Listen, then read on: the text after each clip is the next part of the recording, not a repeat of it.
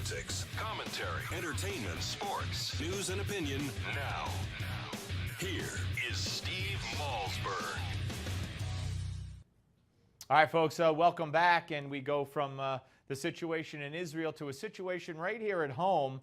And we're all well aware of the plight of Sergeant Bowe Bergdahl and the fact that he was traded for by Barack Obama, 5 key Taliban thugs, and the accusations surrounding Sergeant Bergdahl's behavior in how he went missing, and the letters, the emails from his father, the letter that he left at the base reportedly saying that, you know, he was ashamed to be an American. And now he's going back to active duty. His rehab is finished. I don't know what happened to the investigation. Let's welcome in our friend, my good friend, General Paul Vallely, retired, of course, general and founder of Stand Up America.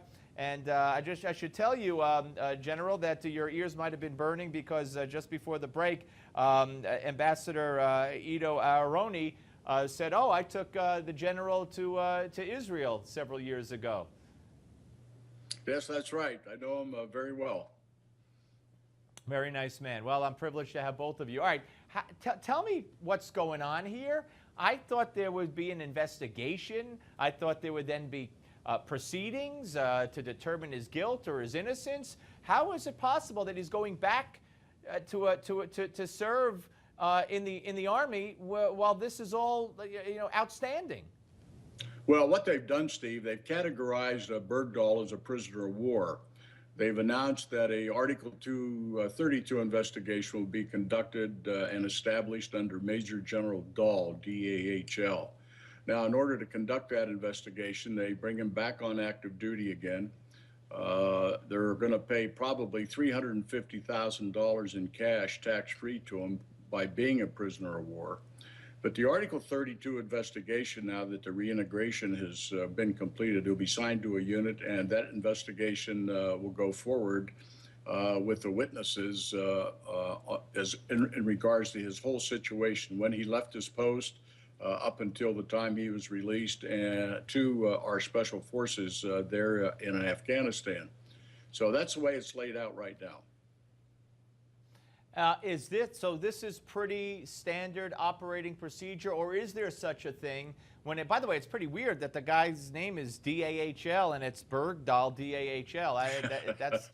That's very strange. But maybe we should play those numbers or letters in a lottery somewhere. But anyway, is there such thing as standard operating procedure when it comes to these kinds of events, or is this kind of unprecedented with Bowe Bergdahl?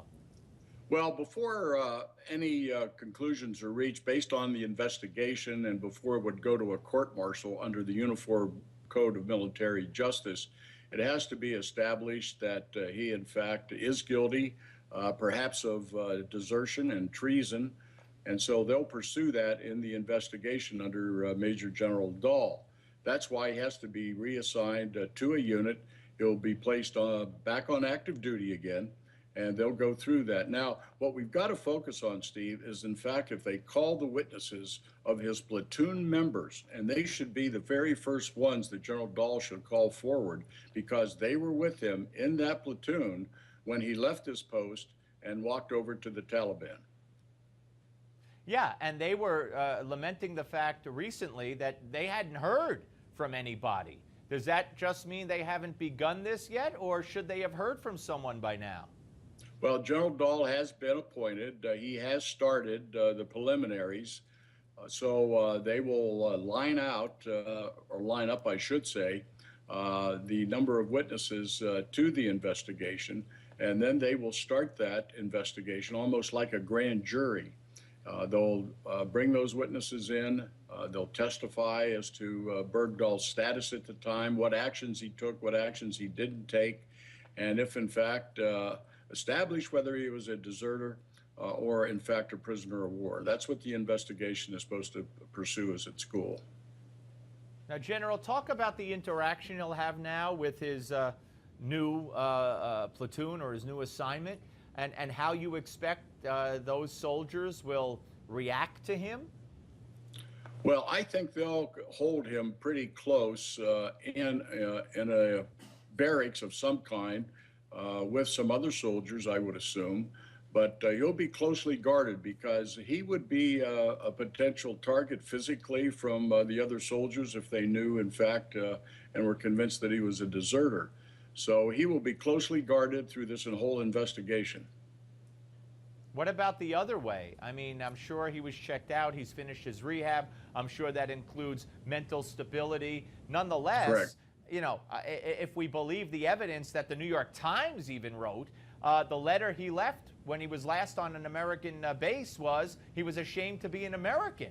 I mean, can we trust anybody, but should we trust someone who has left that kind of note? And is the military on active duty, true, there's an investigation pending, but is the military on active duty a place for someone like that who has access, you know, quite frankly, to weapons and guns?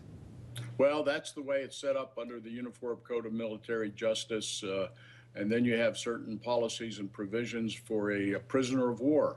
And so this is being handled by the book as far as I can see. The question is, will it be influenced by the White House in any way? Because we know in the past under Colonel Lakin, for example, the White House really intervened in that court-martial and placed undue I would say, stress on the military judge at that time. So they can be influenced, but we hope our established military leaders, such as General Dahl, will firmly go by the book and go by what's outlined in the Uniform Code of Military Justice, and that we find out the truth again. Yeah, no, very, very important. General, thank you for joining us on short notice. Always great to talk to you. Say hello to your wonderful wife, sir. Thank you, Steve.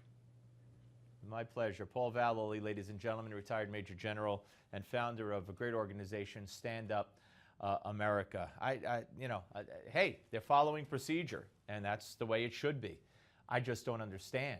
I mean, if I was a soldier and this man came onto my base, I wouldn't do anything illegal or I wouldn't harm the man, but gee whiz, how well could it sit with me that this man who's been accused, I know, the key word is accused, but we've seen the evidence. We as a nation have seen the evidence, indisputable evidence, I should say, from the letter to the emails allegedly sent by his father about closing Gitmo and the death of every Afghani child will be avenged, and the whole thing. I'm not proud of my country. I'm ashamed to be an American.